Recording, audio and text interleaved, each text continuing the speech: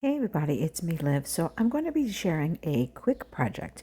Now, I recently had some more time, so I got inspired by one of the videos I was watching from Nuneka's art patron channel. And I'm going to create my own ATCs. She used some images in an art journal that she was using, and I'm kind of sharing some of the similar techniques as well as using some of the Art Whimsy store's images for this. So this is a really quick project. For most of it, it's kind of self-explanatory, so I'm not going to do as much talking, and it's going to be more music overview. So let's get started. So as you can see here, I'm going to go ahead and spray it directly on the paper, and after I spray it, I'm going to go ahead and use it. I'm just using plain old watercolor paper. Occasionally, if I feel that there's excess, I have some rag paper next to me that I'm going to help use to absorb some of it. One of the steps here that I realized I forgot when I was getting a lot of the arching is to spray the back. That is a quick tip for those who don't know that helps with the backing. And now I'm just going to go ahead and dry in between. From there, then I'm just going to go ahead and add some different sprays. I'm trying to make this somewhat colorful, but not colorful.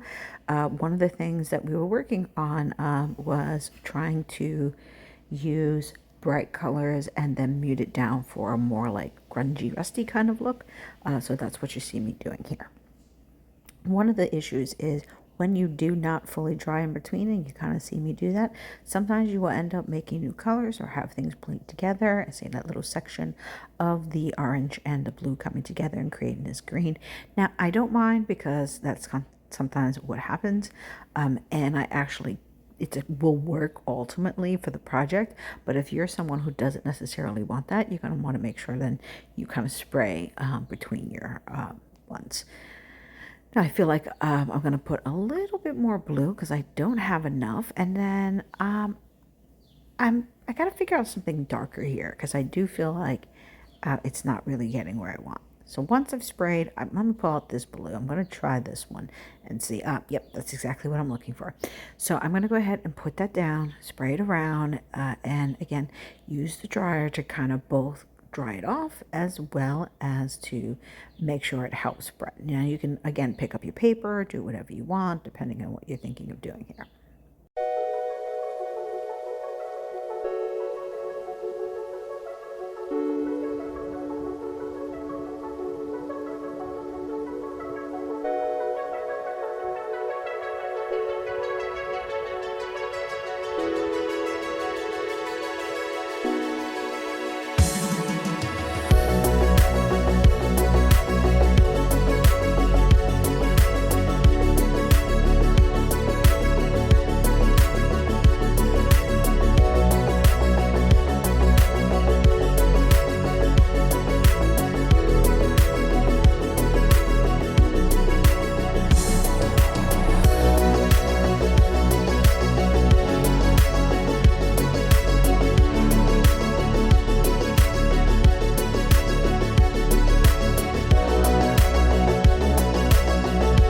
Now the next thing that we are talking about is how if you want to add layers to then actually be able to pull off some layers, you can go ahead and use the same colors by adding the Stress Oxide inks on top of the sprayed area.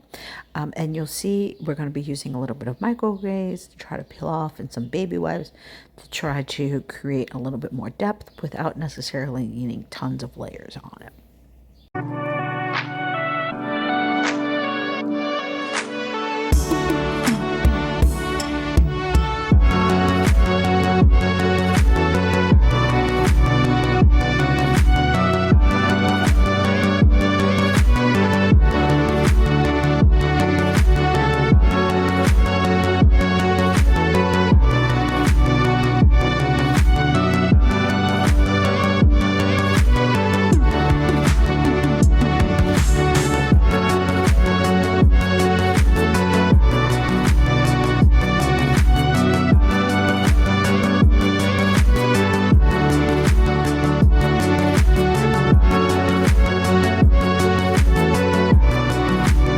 saw, I went ahead and used the micrograys in the stencil, and then you can spray on top. Now the color will remain to the other parts, but the microglaze ends up being a resist here.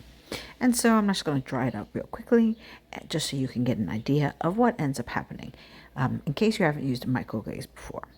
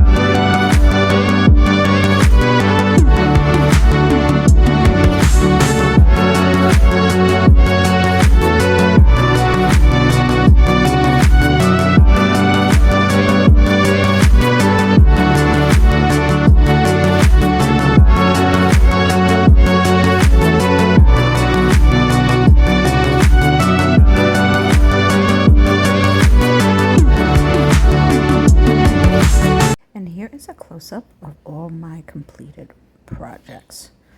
I haven't put anything in the back yet to like solidify them. I'm gonna put probably some cardboard or some chipboard in the back of it.